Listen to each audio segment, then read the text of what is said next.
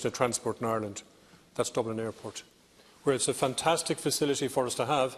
We have 30 million passengers going in and out of Dublin Airport now on an annual basis. That's roughly 83,000 passengers a day. It's actually past capacity at where it's at. There's great staff in Dublin Airport, as people have said earlier this morning, as my colleague Senator Marshall said. Fantastic people working really, really hard to try and cope with that level of passengers, but they're not able to do it. They're not able to deal with it. My suggestion is that we move to Baldonnel.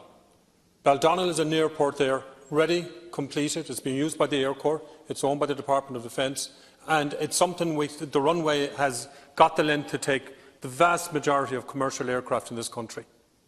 I'll give you an example in relation to, it's 9 miles from Dublin city centre.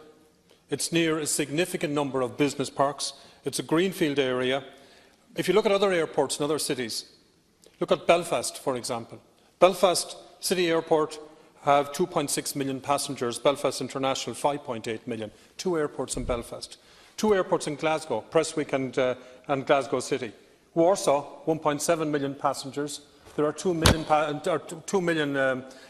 population in the Greater Dublin area, 1.7 million in Warsaw. They've got 3 airports. Milan, 2 airports. Brussels, 1.1 million population, 2 airports. What I'm suggesting is, and I hope that this House will support this, that we actually, through our leader, ask the Minister for Transport to actively look at Baldonnel as a second airport for Dublin. It's critically important at this stage, and we've got a vision in relation to transport, and we are an island community. If we've got a vision for transport to facilitate access, we've got to look at an alternative to Dublin Airport. Go to Minamagi.